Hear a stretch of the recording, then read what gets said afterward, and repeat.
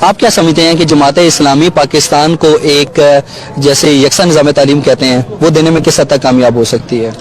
بسم اللہ الرحمن الرحیم۔ اسلامی جمعیت طلبہ نے جو یہ مہم چلائی ہے ہم سے ہے پاکستان کے عنوان سے، اور اسی کا یہ حصہ ہے آل پاکستان یوتھ کنونشن۔ اس کے بہت سارے جو اس مہم کے سیگمنٹس ہیں ان میں یہ چیز بھی شامل ہے کہ پاکستان کا جو نظام تعلیم ہے وہ ایک زبان میں ہونا چاہیے، وہ ایک نصاب ہونا چاہیے اور وہ ایک نظام ہونا چاہیے۔ ظاہر ہے کہ یہ کوئی جو نان اسٹیٹ ایکٹر ہے وہ فلی طور پہ اس طرح کی کوئی چیز کو اپلائی تو نہیں کر سکتا، لیکن اسلامی جمعیت طلبہ چونکہ اسٹوڈنٹس کو ریپرزینٹ کرتی ہے، پاکستان کی سب سے بڑی طلبہ تنظیم ہے اور سب سے پرانی طلبہ تنظیم ہے اور سب سے زیادہ نظریاتی طلبہ تنظیم ہے، تو اسلامی جمعیت طلبہ کا ہمیشہ سے یہ کوشش بھی رہی ہے کہ جو لوگ چاہے مختلف نظام ہائے تعلیم میں پڑھ رہے ہیں لیکن جمعیت کے وہ نظم میں آتے ہیں تو جمعیت ان کو پورے ایک پاکستانی سمجھتے ہوئے اور ایک مسلمان سمجھتے ہوئے ان کو خود اپنی تربیت سے اور ایک اپنے آرگنائزیشنل پروسیس سے گزار کے ایک ایسا فرد تیار کرتی ہے کہ جس میں کوئی تفریق نہیں ہوتی، جس میں کوئی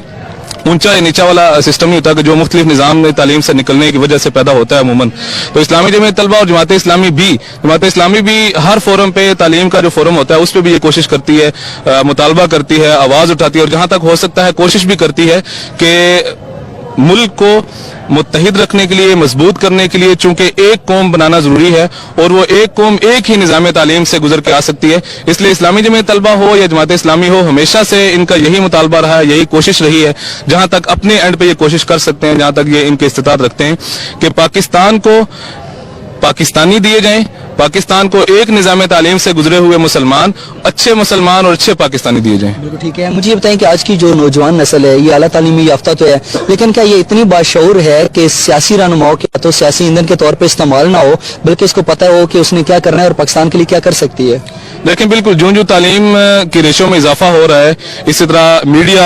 آپ لوگوں کی وجہ سے بھی لوگوں میں شعور بڑھ رہا ہے، اور اب پہلے کی طرح یہ ممکن نہیں ہے کہ مطلب کسی ہر کھوکھلے نعرے پہ یا کسی ہر بات پہ لوگوں کو اکٹھا کر لیا جائے، بلکہ جہاں پہ کوئی ویلڈ بات نظر آئے گی وہیں پہ ہی نوجوان جائیں گے، اور اگر کسی جگہ پہ وقتی طور پہ کسی وقتی جوش اور جذبے کی وجہ سے یا کسی وقتی نعرے کی وجہ سے جائیں گے بھی اور بعد میں ان کو جو ہے وہ وہاں پہ صحیح چیز یا ویلڈ کوئی چیز نہیں ملے گی تو نوجوان اس کو چھوڑ جائیں گے۔ مثالیں مطلب ماضی کی قریب کی مثالیں ہمارے سامنے ہیں کہ جن پارٹیز نے یہاں پہ اقتدار حاصل کیا اور نیکسٹ ٹائم انہوں نے مطلب اپنی ڈیوریشن میں انہوں نے کوئی پرفارمنس نہیں دکھائی تو نیکسٹ ٹائم ان کو یوتھ نے نہیں ووٹ دیا۔ یوتھ کیا وجہ ہے کہ پاکستان پیپلز پارٹی اور پاکستان مسلم لیگ نون بار بار منتخب ہو کر اقتدار کے اعلیٰ ایوانوں تک آتی رہی؟ دیکھیں یہ تو پیچھے مطلب 10-11 سالہ آمریت کا ایک دور تھا، اس سے پہلے مسلم لیگ نون تھی، آمریت کے دوران جو ہے وہ تو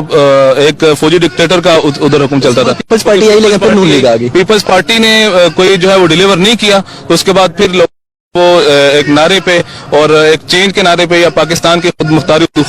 جو خوشحالی کے نعرے پہ مسلم لیگ نون کو ووٹ دیا، لیکن آپ یہ بھی دیکھیں گے اگر اس ڈیوریشن میں مسلم لیگ نون جو ہے ڈیلیور نہیں کر پاتی تو نیکسٹ ٹائم پاکستان کی یوتھ ان کو نہیں جو ہے وہ موقع دے گی انشاءاللہ۔